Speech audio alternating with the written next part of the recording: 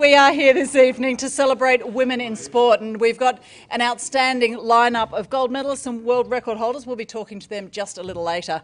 But before we do, we want to take the opportunity to highlight the success stories of two Australian sporting organisations that have really done the best in their delivery of women's sport, and we're going to hear from two of them now. The first of those, Mr. Mark Anderson, the CEO of Hockey Australia. Please welcome Mark. What's your vision for hockey in Australia? Yeah, I think importantly success, and success at every level. Oh, really? Yeah, correct. And for me, it's sort of 3 Ps in terms of performance. When we're just talking about the elite end, we recognise that we've got to continue to perform, and perform means win gold medals at Olympics, and so we're very much all about that in 2012. But again, from a women in sport perspective, participation is as important for us. So, as Andy mentioned at the start, we're blessed in that we have extremely high representation of women and girls. Andy mentioned that we've got a higher percentage of women players at the grassroots level. At junior level, we also overrepresent 3% with girls. So I think we've got a great grassroots program. We have a policy of certainly allocating our resources 50-50 across men's and women's, and that is an entrenched policy that we apply. But in terms of sponsorship, I think both teams offer different areas of, assets. The audience within India was 550 million.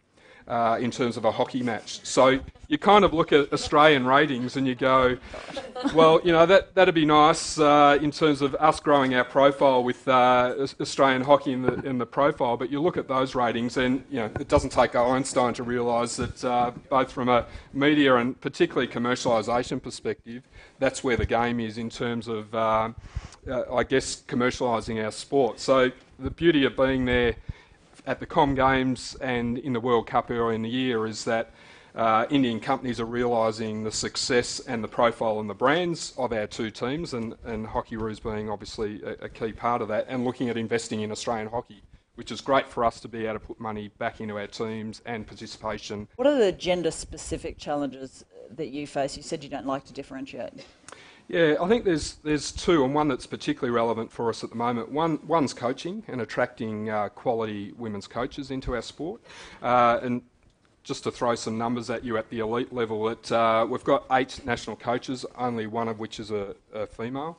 And at the state elite level, we've got 13 state coaches, of which only 2 are female. News reports of sport feature about 5% of women. So we understand that women face greater challenges compared to men, and reflecting on the 100 years celebration that we had in Perth, we have some great role models within the Hockeyroos, and with the 6 players that we had on the night, they present superbly, with humour, they're a complete package really in terms of the way they go about things, and if we can't leverage that in terms of getting money into the sport, then that's our problem. The commitment of our athletes is superb, and so, you know, we're in an AFL environment, you know, the guys might rock in at 10 a.m. and do a session out on the ground, have a meeting afterwards and a bit of lunch and come back and another meeting, and then they're off. You know, the Hockeyroos, they're coming in at 5:30 every morning out at Curtin in WA to train for an hour and a half. They head off to work a full day, coming back for team meetings at night. You throw in physio sessions, etc. in there, and I marvel, and I still do, marvel at the commitment and the professionalism of both our Hockeyroos and Kookaburras based on the amount they get back. And it's pure sport in a way, in terms of they do it for the passion and the purity of the sport, and I admire that massively.